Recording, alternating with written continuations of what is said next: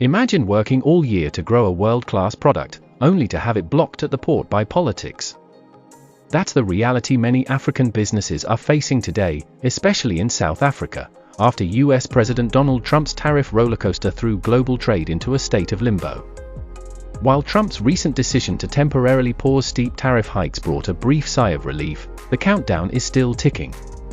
In just a few weeks, that pause could end, and a 30% levy might hit like a hammer. For South Africa's citrus industry, this isn't just news, it's survival.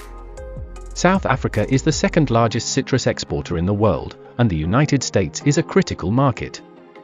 Oranges, lemons, grapefruits, millions of cartons make their way across the Atlantic each year. And for many farmers and exporters, AGOA and other trade preferences have made those shipments viable. But now, with the threat of tariffs hovering over every container, producers are scrambling to adapt. Jennifer Zabasajja from Bloomberg recently visited a major citrus producer near the Sundays River Valley, a lush region in the Eastern Cape known for its high-quality fruit. The mood there? Nervous but determined. Packing sheds are running longer hours. Shipping schedules are being moved up. The goal? Get as much product into the US as possible before the 90-day window on Trump's tariff delay closes. For farmers and exporters alike, this kind of trade uncertainty is more than just frustrating, it's expensive. Planning an international shipment isn't like tossing a box in the mail. We're talking about weeks of cold chain logistics, phytosanitary certifications, and customs clearances. Every delay or policy change has a ripple effect. And when you're dealing with perishable goods like citrus, delays don't just hurt the bottom line, they can ruin entire harvests. What's driving all this tension? Trump's unpredictable stance on trade.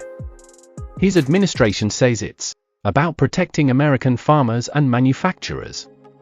But critics argue that these blanket tariffs end up hurting allies and trade partners far more than they help US industries. In Africa's case, many businesses have operated under AGOA, giving them duty-free access to US markets. Slapping on new tariffs risks unraveling 2 decades of progress. South African citrus exporters are already seeing signs of strain. Some US buyers are hesitating to place orders, waiting to see what Trump does next. Others are demanding lower prices to hedge against possible tariff hikes. And while the current rate sits at 10%, the threat of a jump to 30% is paralyzing. Exporters can't plan. Buyers are cautious. And the entire industry is holding its breath. Some businesses are even reconsidering their US strategy altogether. It's not that they don't want to trade, it's that they can't afford to gamble. If Trump imposes that 30% tariff overnight, margins could disappear. For smaller producers, that could mean layoffs, cutbacks, or even closures. And for a country already grappling with high unemployment and economic strain, that's a risk it simply can't afford. Trade Minister Parks Tau has expressed South Africa's concern at the highest levels. He's emphasized the need for clear, consistent trade policy, especially for sectors like agriculture, where time-sensitive exports depend on reliable access.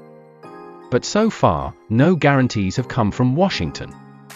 Meanwhile, back at the farms, workers keep picking. Forklifts move pallets into refrigerated containers. Trucks line up to head for the port of Durban.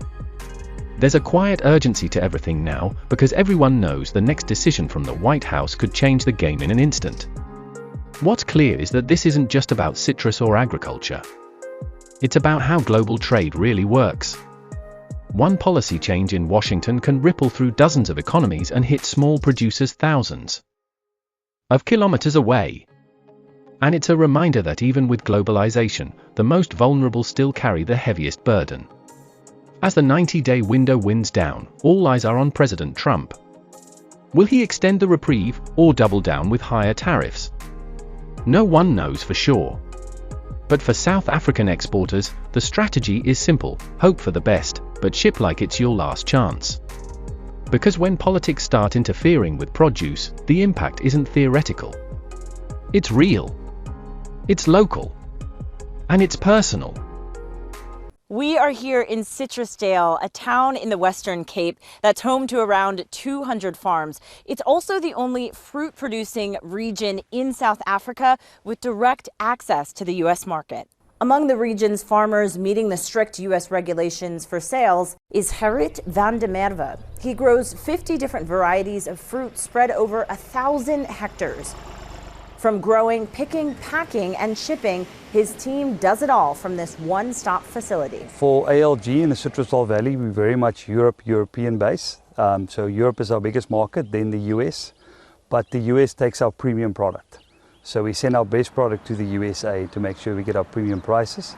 His oranges, limes, and lemons end up on the shelves of Whole Foods and Trader Joe's, benefiting from a US trade law called AGOA.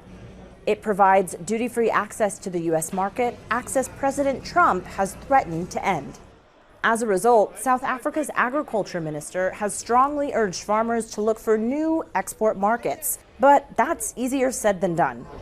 Citrusdale has been supplying under AGOA for about 25 years into the USA. So we've built our supply chains, we've built our supermarkets, we've built our importing companies on that side. So we've been trying to hone that market to make sure that we're very, very efficient going into that market. For us, it's very naive to think we can move a market. Trade was a key issue for President Cyril Ramaphosa during his May visit to President Donald Trump.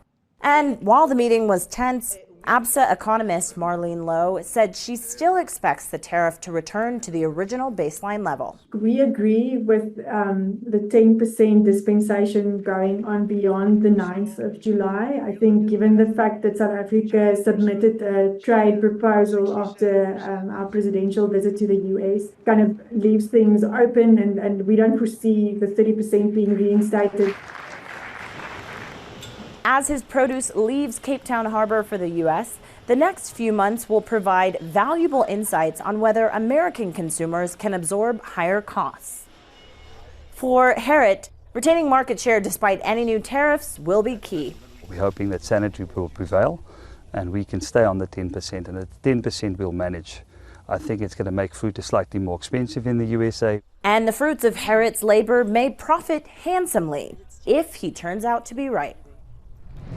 And citrus farms aren't the only agribusiness threatened by Trump's tariffs. Let's bring in Bloomberg's Ntando Tukwana, who has been reporting on this story for us. So, Ntando, besides citrus, what are the other sectors in South Africa that you think are most vulnerable to these tariffs? I mean, some of the notable industries that are finding themselves in the crosshairs of these trade tariffs are our wine industry, as well as our automotive industry. For our wine industry, for instance, we save about 20 million rand annually from exporting our produce under the AGOA, which obviously, as you know, allows African exporters to, ship their products to the U.S. markets duty-free. So we potentially stand to lose out on that saving. And the U.S. has been touted as a strategic market specifically for the wine industry, so that is a huge loss for them. And on the auto sector, we know that there's a separate levy that has been imposed on South Africa's automotive sector, which is placed at 25%.